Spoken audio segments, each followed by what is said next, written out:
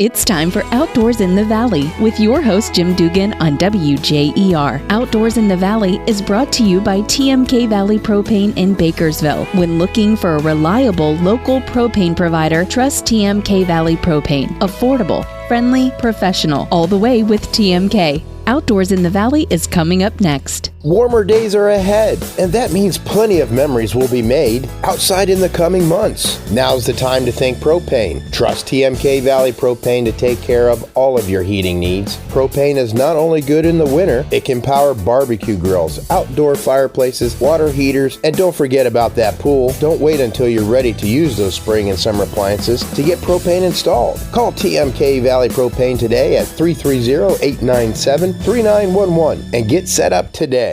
Welcome to Outdoors in the Valley with Jim Duggan on WJER. This week we will hear from Dr. Paul Meckling, who is Vice Chairman of the Ohio Wildlife Council, on the decline of ruffed grouse in the state. Pat Ferris will join us on towing recreational vehicles with EVs. Jesse Rodacher of the Tuscarawas County Park District has details about a special Dog Day event coming up. And financial advisor Carson Gessner stops by to explain the long-term effects of climate change on the markets. Those stories and more on Outdoors in the Valley. Thanks for tuning in. Ohio's ruffed grouse could be a thing of the past unless something is done quickly. Dr. Paul Meckling, a retired veterinarian and currently vice chairman of the Ohio Wildlife Council, spoke with me about the situation. They are telling us that within less than 2 years they will be on the threatened species list.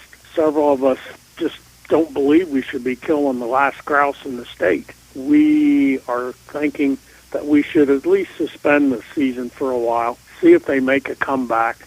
Dr. Meckling says the bird's decline is due to a number of factors. When we noticed West Nile virus, soon after that we saw quite a decline in our grouse population. All the invasive plants that are moving into our habitat now, we've had a lot of wet, cold springs, and I think that's affected the nesting. With electric vehicles growing in popularity, can they tow recreational vehicles? For years, gas-powered SUVs and pickups have been the go-to vehicles for towing boats and camping trailers. So what about those new electric vehicles hitting the market? Do they have enough power to get the job done? I asked Pat Ferris of Ferris Chevrolet Toyota in New Philly. The practicality will grow as it has with electric vehicles in general.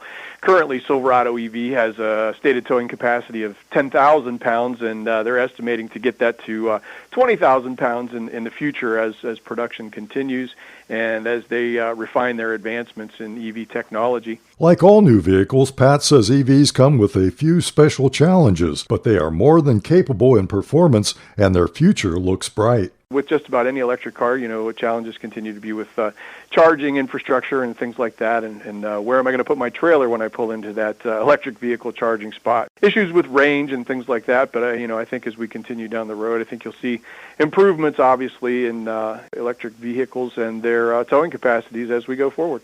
Dog owners are invited to celebrate spring with their pets at the Canal Lands Park Trailhead on March 18th from 1 until 3 p.m. You can even take it up a notch by dressing like your dog. It's free and prizes will be awarded. Park manager Jesse Rodacher tells us, it's a great opportunity for people to get out with their dogs, to be active and get moving, and we'll have some little giveaways, just really encouraging people to come out onto the trail with their pet. The location is 8645 Dover-Zoar Road. To find out more, call Tusk Parks or go to their Facebook page.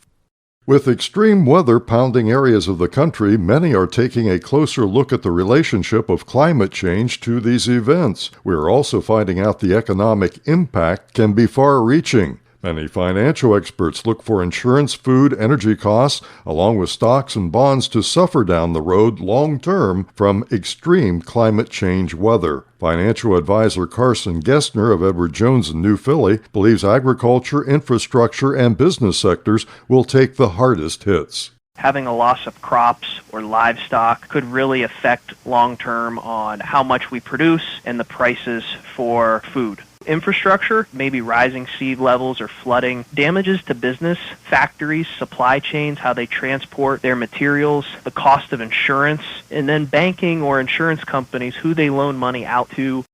When the next Ohio